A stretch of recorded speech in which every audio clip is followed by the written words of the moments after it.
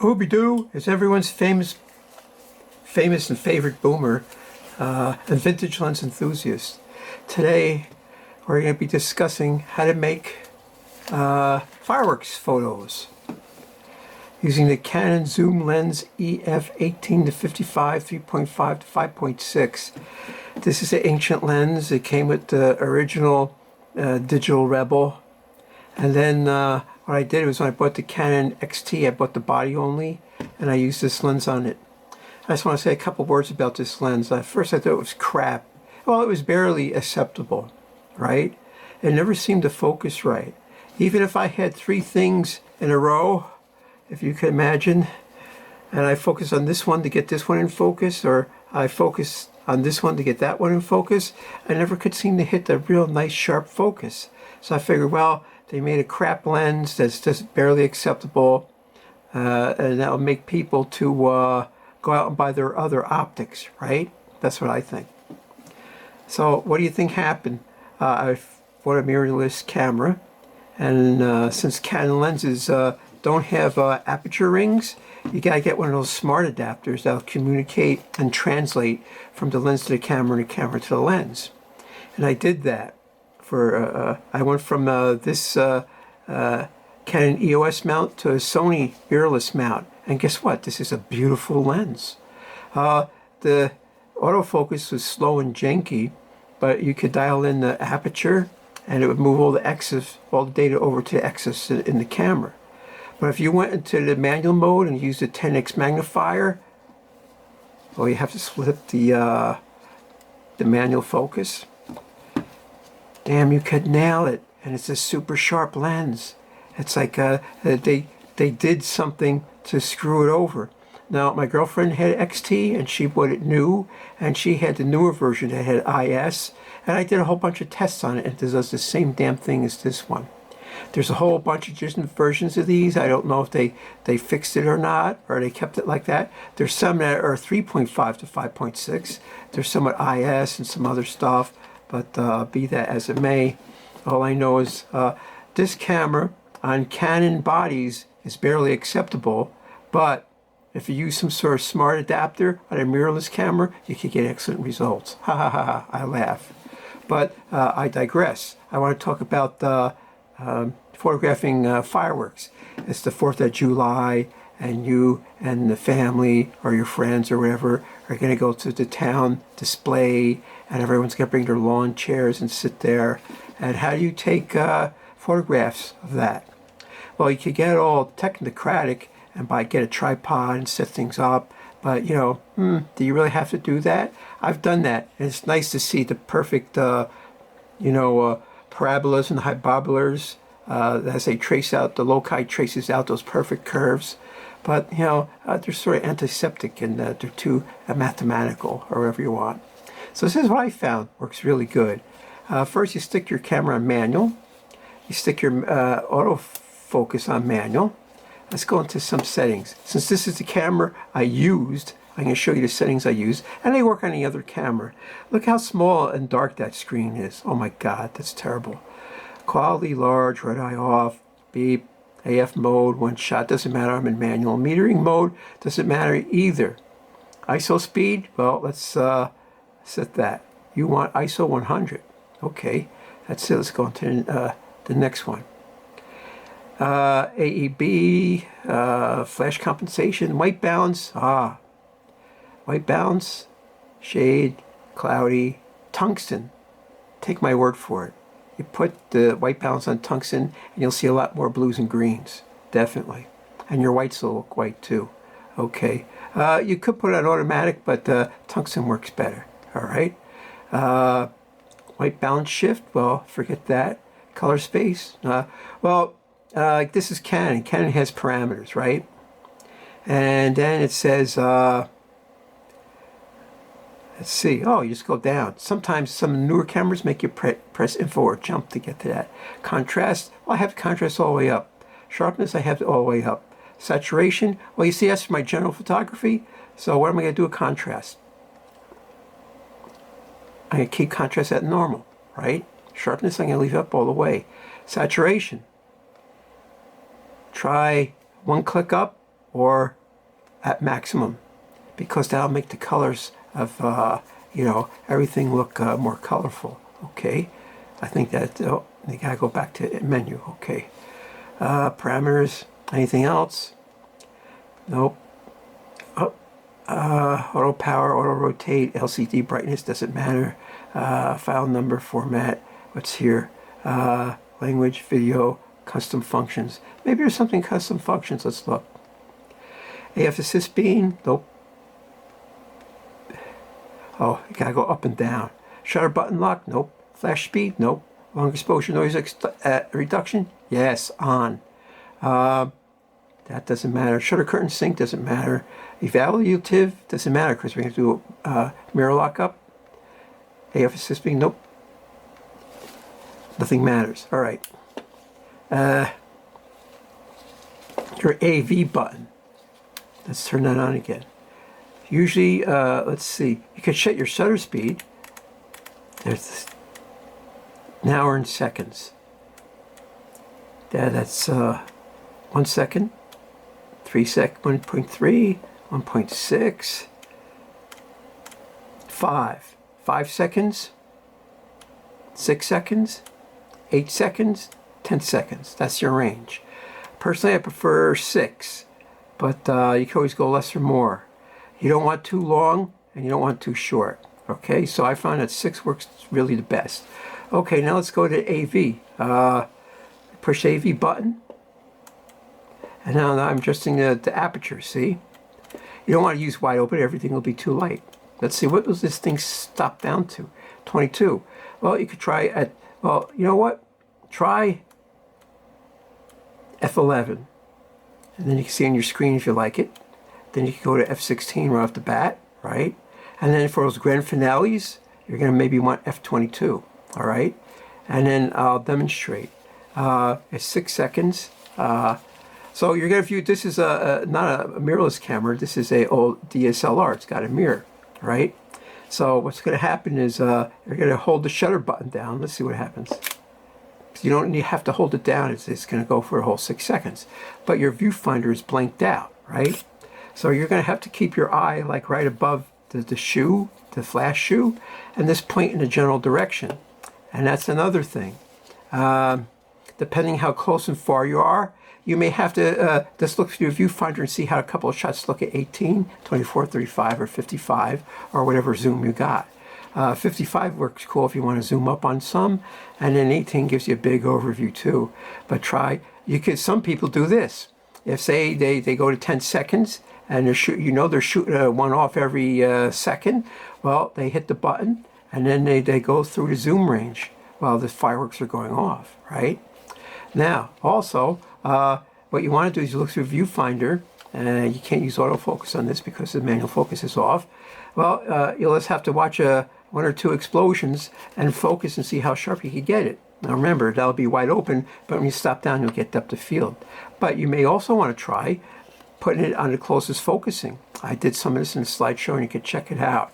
And what that does is it makes those fine lines that are being traced out, it makes them wider, okay? So those are some helpful hints that'll get you going.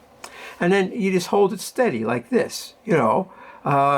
If you got the boomer jiggles, that's going to add a little bit of wiggly lines to it, make it look cool, you know. Of course, you could always get a tripod, set it up, hope people don't walk by in front of you and trip over it, and all that good stuff, right? So that's why I hand hold it, right?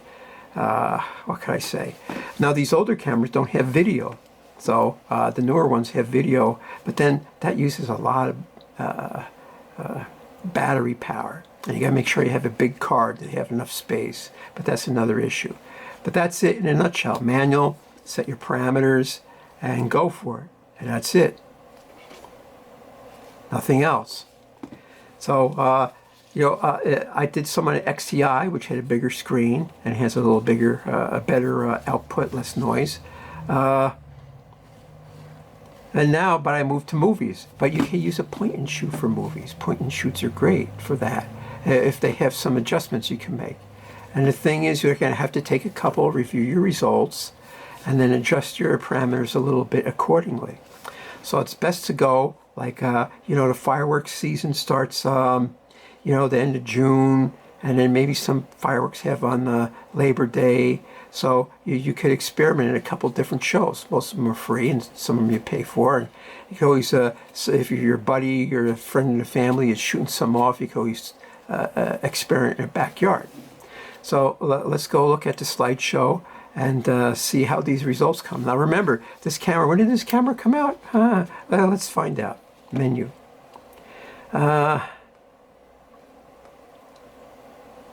Date and time. Okay. Oh, set. Okay. Let's see how far back we go. 2007, 2005, 2004. 2004. This camera came out in 2004. That means it's like 21 years old. Wow. And you can still use it for cool stuff like this. You could pick these up in perfect condition for $100 with a lens. And then you can just play games with it like I do. But let's jump into the slideshow.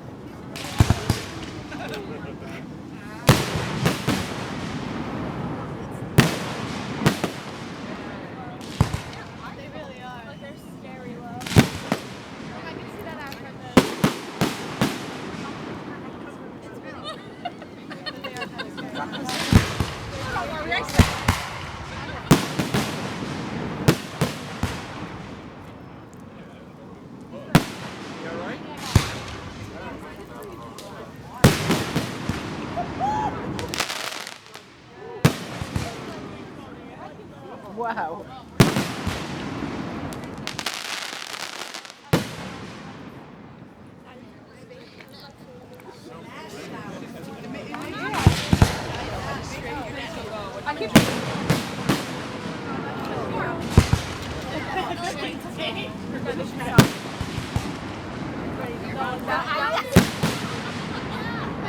Turn your hair out.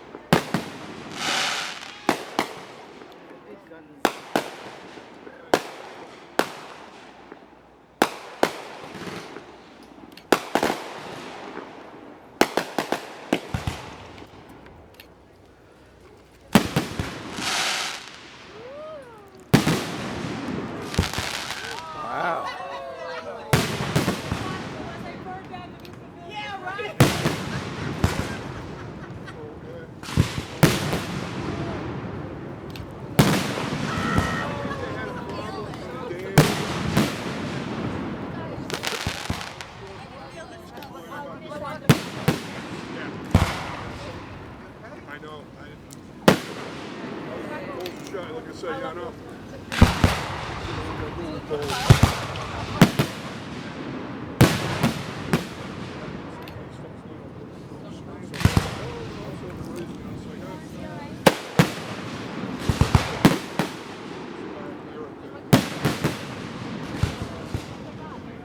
Yeah, yes.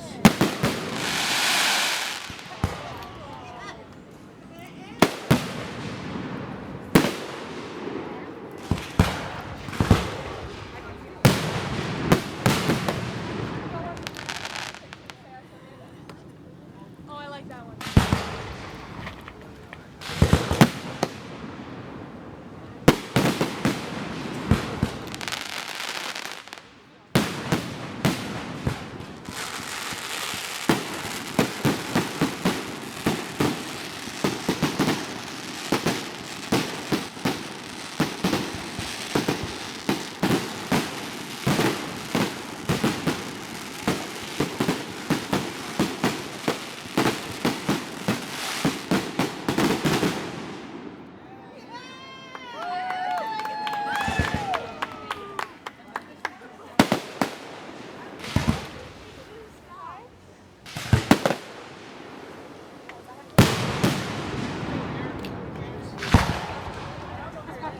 Big one.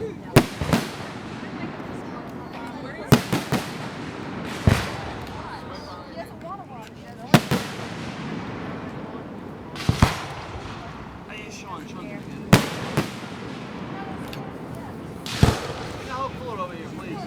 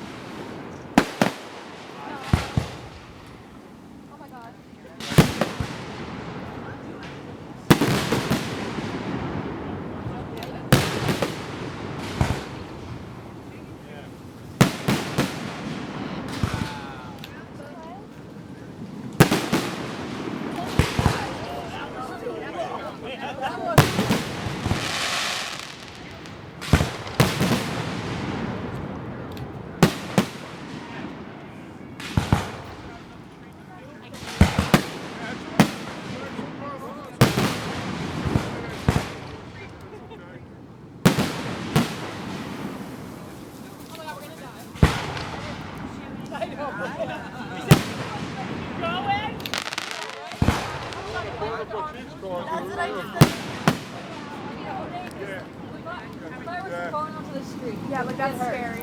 This is scary.